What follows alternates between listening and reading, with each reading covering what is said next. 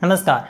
Tokyo Olympics में हमारे खिलाड़ी बेहतर प्रदर्शन कर रहे हैं, बड़े ही दमखम के साथ लड़ रहे हैं। लेकिन आज मैं जिस भारतीय पहलवान की बात करूंगा वो हालांकि आज शाम 4:30 बजे गोल्ड के लिए मैदान में उतरेगा।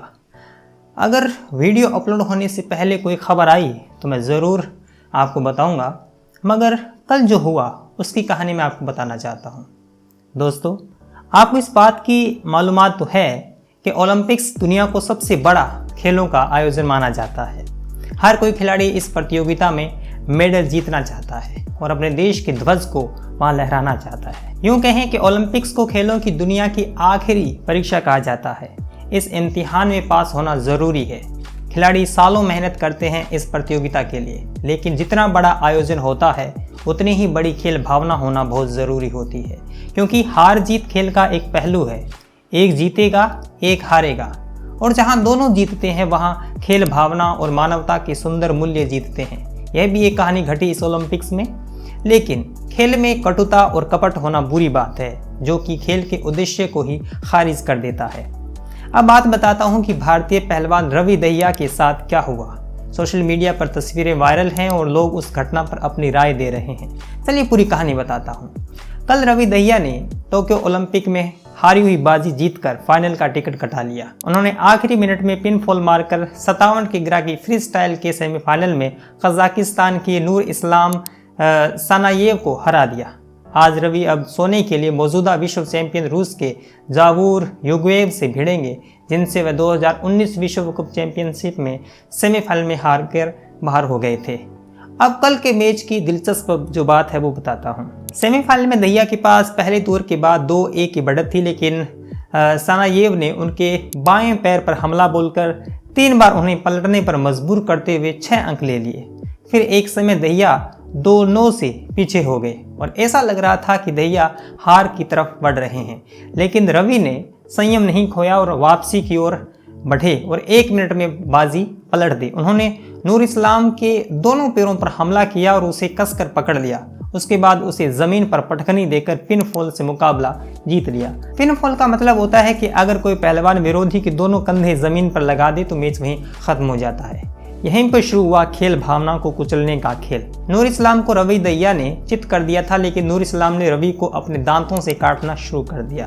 तस्वीरों में साफ देखा जा सकता है।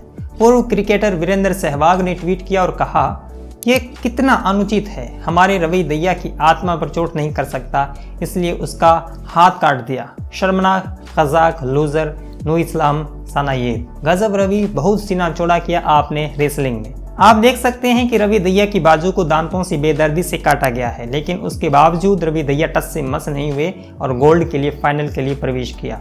नूर इस्लाम की इस घटिया हरकत की चौतरफा आलोचना हो रही है, जो कि खेल भावना ही नहीं बल्कि यह विरोधी खिलाड़ी को नुकसान पहुंचाने का मामला है। इस पर नैतिक रूप से ही आलोचना नहीं बल्कि वैधानिक कार्रवाई भी की जानी चाहिए, जो नियमों के अनुरूप से वाजिब हो। हम इस बात को समझ सकते हैं कि दोनों ही देशों के खिलाड़ियों के लिए ये करो या मरो का मैच था। अपने देश के लोगों की उम्मीदें होती हैं। आप बढ़त के बावजूद हारना नहीं चाहते और अपनी ओर से अंतिम प्रयास करते हैं, लेकिन अंतिम प्रयास ये नहीं होना चाहिए कि आप किसी के शरीर को लहूलुहान करने पर तुल जाएं। नोवाक जोकोविच हारे, बड़े खिलाड़ी हैं, लेकिन वो भी अपना गुस्सा नियंत्रित नहीं कर पाए। ऐसा बहुत बार होता है, लेकिन आप किसी और को नुकसान नहीं पहुंचा सकते। इस भावना को जीवित रखना बहुत जरूरी है। इसलिए मेरा मानना है कि नूर इस्लाम ने जो किया वो भर्त्सना योग्य है, और दिलेर रवि को भी साधुवाद कि उन्होंने इस पीड़ा को सहन करते हुए भी उसको नहीं छोड़ा और चित कर दिया। तो दोस्तों, इसी बीच जब ये मैं कार्यक्रम रिकॉर्ड कर रहा हूँ, खबर आ रही है कि हमारी हॉकी टीम ने कांस्य पदक जीत लिया है, जो कि बड़ी बात है। दशकों बाद ऐसा होने जा रहा है। मतलब 41 साल बाद भारतीय टीम ने यह कांस्य पदक जीता है हॉकी में।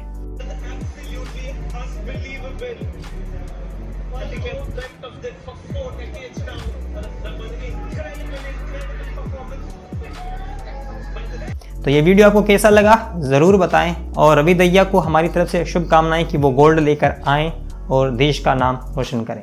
ये वीडियो कैसा लगा ज़रूर शेयर करें, मुझे फॉलो करें और सपोर्ट कर सकते हैं पेटीएम, पेपाल, इंस्टा में जो तमाम लिंक्स डिस्क्रिप्शन में दिए गए हैं। मिलेंगे अगले वीडियो में, तब तक के लिए धन्यवाद। सब्सक्राइब कीजिए कुमार शाम यूट्यूब चैनल को और बेल आइकन भी दबाना न भूलें।